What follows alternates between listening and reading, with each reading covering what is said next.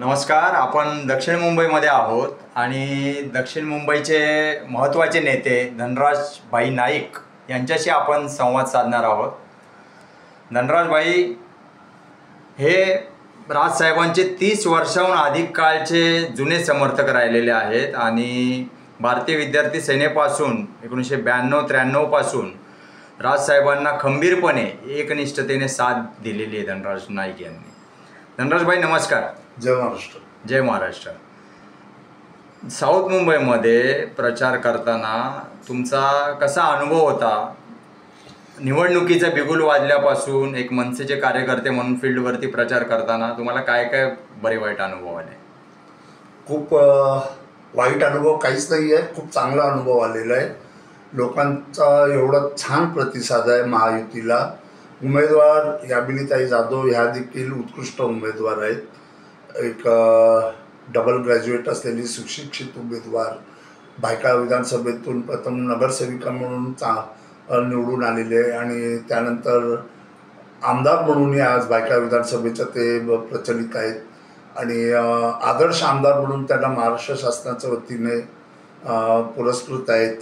आणि मुख्यतः म्हणजे कॅन्सरसारख्या असाध्य रोगापासून लढा देऊन देखील आज बाहेर त्या रोगमुक्त होऊन आज उत्कृष्ट समाजकार्य ते करत आहेत आणि त्यामुळे लोकांचाही प्रतिसाद चांगला मिळत आहे.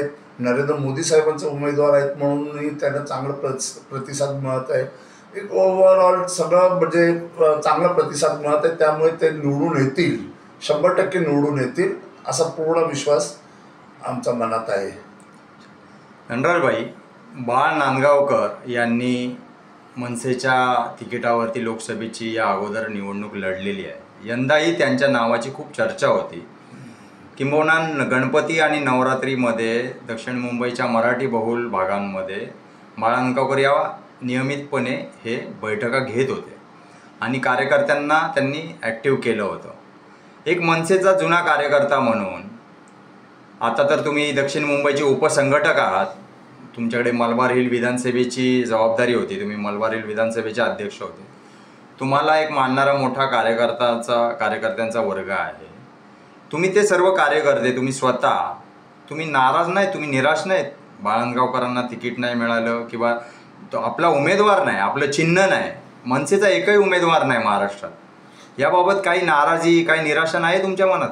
खरं तर आम्ही सगळे दक्षिण मुंबईचे महाराष्ट्र सैनिक एवढ्या उत्साहाने आम्ही बऱ्याच महिन्या म्हणजे गेल्या 5-6 महिन्यापासून तरी आम्ही दिवसरात्र एक करून काम करत होतो. कारण आम्हाला पूर्ण खात्री होती की नांदगावकर साहेबांना दक्षिण मुंबईची जबाबदारी दिली जाईल आणि आपल्याला असंही वाटत होतं की आमचा एकला चलोरे पक्ष आहे. एकला चलोरे जरी असला तरी आम्ही नांदगावकर साहेबांना निवडून आणायचा या अनुषंगाने बूथ वाईज आम्ही लोकांनी तयारी केलेली. संजय नाईक साहेबांचं नेतृत्वाखाली आमचे बाळ नांदगावकर साहेबांच्या नेतृत्वाखाली आमचे संजय नाईक साहेब जे आज पक्षाचे सरचिटणीस आहेत आणि सहसंघटक म्हणून दक्षिण मुंबईची त्यांनी जबाबदारी घेतली.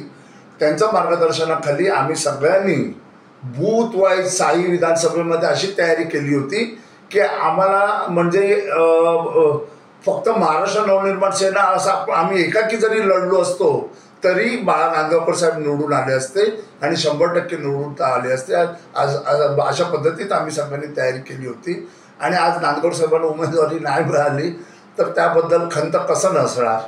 आम्ही महाराष्ट्र सैनिक म्हणून, राजसाहेबांचे कार्यकर्ते म्हणून आम्हाला खंत आहे. परंतु शेवटी जो आदेश पक्षादेश म्हणजे साहेबांकडून जे आदेश येतो त्याप्रमाणे आम्ही कार्यकर्ते मग साहेबांच्या आदेशाप्रमाणे कामाला लागतो. धनराज भाई, महायुतीमध्ये महाराष्ट्रात ऑलरेडी 3 महत्त्वाचे पक्ष आहेत आणि त्या 3 पक्षांचे दक्षिण मुंबईतल्या कार्यकर्त्यांबरोबर तुम्ही प्रचार करताना कसं मिळतं जुळतं घेतलं? काही अडचणी आल्या का तुम्हाला आणि काही हेवेदावे? काही नाही. बघत सगळ्यांशी चांगली मैत्री झाली त्या माध्यमातून आज त्यानिमित्ताने आणि सगळे म्हणजे भाजपचे कार्यकर्ते, आम्ही महाराष्ट्र नवनिर्माण सेना, एकनाथ शिंदे साहेबांचे कार्यकर्ते, RPIचे कार्यकर्ते, राष्ट्रवादीचे कार्यकर्ते, आम्ही मिळून मिसळून महिला पुरुष मोठा म्हणजे आमच्या ज्या वेळेला अग्निताई यायचे, प्रचार फेरी व्हायचा, ती प्रचार फेरी बघूनच विरोधकांचे दाबे धरणारेचे. म्हणजे विजय जवळपास निश्चित आहे आणि सगळ्या कार्यकर्त्यांमध्ये वट आपल्या उमेदवार निवडून आणला पाहिजे असं प्रत्येक कार्यकर्त्यांमध्ये, महायुतीतल्या प्रत्येक कार्यकर्त्यांमध्ये ही भावना आहे. ज्या वेळेला एकनाथ शिंदेंनी उद्धव ठाकरेंपासून फारकत घेतली आणि दुसरं सरकार स्थापन केलं, स्वतः मुख्यमंत्री झाले, त्यावेळेला महाविकास आघाडीच्या कार्यकर्त्यांकडून 50 खोके एकदम ओके अशा प्रकारच्या टीका झाल्या. गद्दार गद्दार म्हणून हिणवलं गेलं. आणि ह्या सगळ्या माहोलमध्ये, ह्या परिस्थितीमध्ये महायुतीचे घटक पक्ष म्हणून, मनसेचा कार्यकर्ता म्हणून तुम्हाला काय वाईट अनुभव आला का? मतदारांनी तुम्हाला कसं ट्रीट केलं प्रचार करताना? वास्तविक मतदार हे जे महाविकास आघाडीचे हे सगळे उबाटावाले, ह्यांना असं वाटतंय की मतदार हा मूर्ख आहे, ह्यांना काही कळत नाही. म्हणजे आम्ही जसं यांची दिशाभूल करू तशी यांची दिशाभूल होणार. स्वतः काही शेण खाल्ले ते नाही सांगत. स्वतः म्हणजे तुम्ही आदरणीय बाळासाहेबांच्या विचारधारांना बगल देऊन तुम्ही सत्तेसाठी, मुख्यमंत्री पदासाठी तुम्ही काँग्रेसच्या मांडीला मांडी लावून बसता. ज्या काँग्रेसला बाळासाहेबांनी नेहमी विरोध केला. बाळासाहेब स्पष्टपणे बोलले होते की ज्या दिवशी मला काँग्रेससोबत जावं लागेल त्या दिवशी मी माझं दुकान बंद करीन, म्हणजे माझा पक्ष बंद करीन.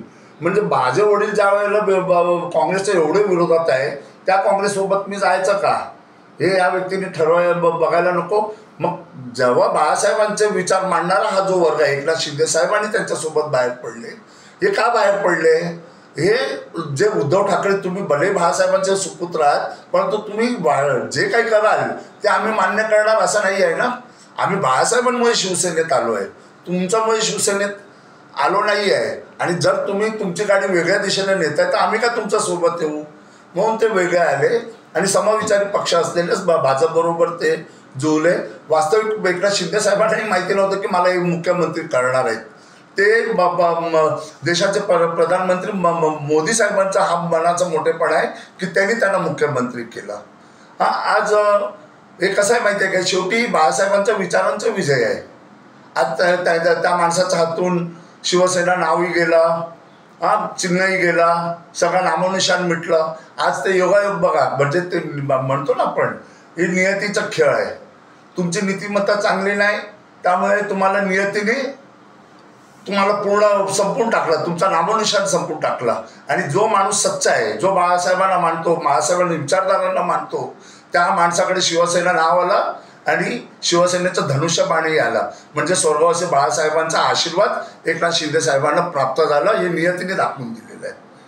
त्यामुळे हे लोकांनाही कळतोय की तुम्ही चुकीचं केलेले आहेत, तर तुमच्यासोबत आम्ही नाही आहोत. या निवडणुकीतून हे स्पष्ट होणार आहे. हे जे सहानुभूती घेण्याचा तो प्रयत्न करतायत की मी म्हणजे माझ्यासोबत गद्दारी झाली आणि खोक्यांचं बोलतायत.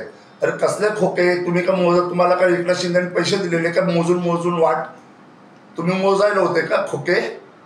आणि खोके तुम्ही हे जे बोलताय, आमचे मनसेचे 6 नगरसेवक ज्या वेळेला तुम्ही चोरलात त्यावेळेला काय दिलेलं? त्यांना खोकेच देऊन तुम्ही चोरलात ना. मग जे तुम्ही केलात ना, नियती तुम्हाला सगळ्या गोष्टी परतफेड करतोय. त्यामुळे तुम्ही जास्त म्हणजे खूप एकदम म्हणजे सोजवळ असल्याचं नाटक करू नका. धनराजभाई, जाहीर सभांमधून शिवसेनेच्या महिला पुढारी राजसाहेब ठाकरे यांच्यावरती टीका करतायत. उठ दुपारी आणि घे सुपारी अशा पद्धतीची त्या टीकेमध्ये भाषा असते. ही टीका ऐकल्यानंतर किंवा सोशल मीडियावरती या सगळ्या हे व्हिडिओ बघितल्यानंतर एक मनसेच्या कार्यकर्ता म्हणून तुमच्या काय भावना आहेत? तुम्हाला चिड येत नाही का? अहो, त्या सुषमा अंधारेला, त्या बाईला म्हणजे काय म्हणतात, आयता कोलीत हातात मिळाल्याप्रमाणे ते विषय मिळाला तिला. म्हणजे राजसाहेबांनी तिचं नाव घ्यावं हे तिच्यासाठी किती मोठा विषय आहे. आणि ती उठली, तिचे घाण जीत तिने सुरुवात केली काही बरळायला साहेबांविरुद्ध वगैरे. तिची लायकी आहे का? आता साहेबांनी त्यात काय दाखवलं? त्यांनी सुषमा अंधारेला महत्त्व नाही दिलेलं आहे. त्या विषयामध्ये आदरणीय राजसाहेबांनी की ह्या जी बाई स्वर्गीय बाळासाहेबांबद्दल